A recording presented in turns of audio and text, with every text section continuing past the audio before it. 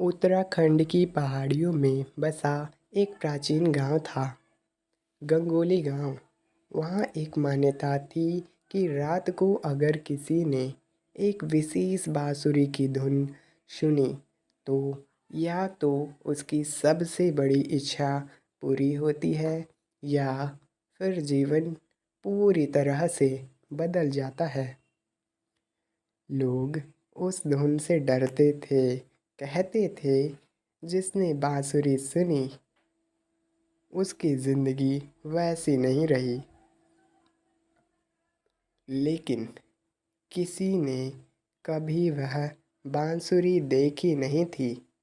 माना जाता था कि वह एक शापित आत्मा की है जो हर पूर्णिमा की रात को गांव की पहाड़ियों में कहीं से बजती है। इस गांव में एक युवक आया, आरव, जो शहर से था और लोक कला पर रिसर्च कर रहा था। उसे लोकगीत, लोकवाद्य और उसकी कहानियों में दिलचस्पी थी। गांव के लोग उसे पसंद करते थे, लेकिन उसे शापित बांसुरी की कहानी सुनाकर डराने की कोशिश भी करते थे। आरव ने कहा, शायद ये कोई अनसुना राग है, मैं उसे ढूंढूंगा। गांव के पुजारी ने चिताया, बेटा, कुछ राग सिर्फ ईश्वर के लिए हैं और कुछ आत्माएं मोक्ष पाने से पहले किसी को छूने नहीं देती। आरव ने सबको अनसुना कर दिया। एक रात पूर्णिमा थी। पहाड़ियों से रहस्यमयी बांसुरी की धुन सच में सुनाई दी। आरव ने तुरंत अपना रिकॉर्डर उठाया और धुन की दिशा में चल पड़ा। जंगल में काफ़ी अंदर जाने के बाद उसे एक सफ़ेद साड़ी में एक लड़की दिखाई दी। एक चंद्र प्रकाश से चमकती आकृति, बहुत सुंदर पर उदास। वह लड़की कुछ नहीं बोली, सिर्फ बांसुरी बजा रही थी। आरव उसकी ओर बढ़ा, लेकिन वह ओझल हो गई। अगली सुबह वह बेहोश हालत में एक झरने के पास मिला। उसके पास उसका रिकॉर्डर पड़ा था, जिसमें वही धुन रिकॉर्ड थी।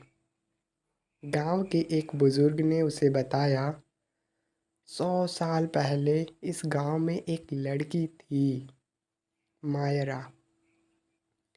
उसकी बांसुरी की धुन इतनी प्यारी थी कि लोग उसे देवी मानते थे, पर गांव के जमींदार का बेटा उस पर मोहित हो गया और जब उसने मना किया तो उसे मारकर पहाड़ी से फेंक दिया।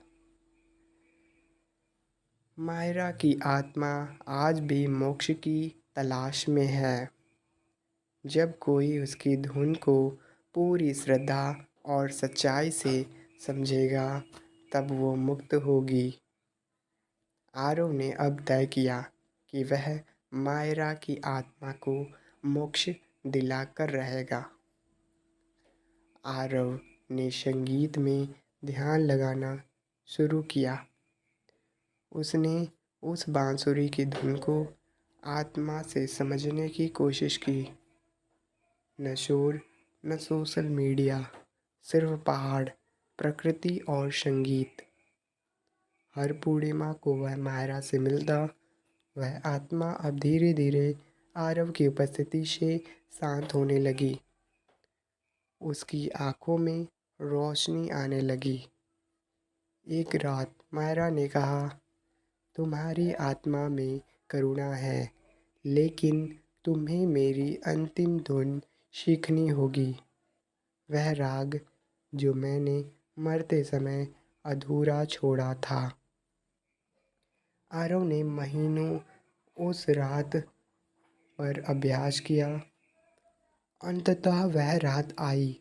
पूर्णिमा थी और आरव ने मायरा की बांसुरी से वही राग बजाया पूर्ण रूप से।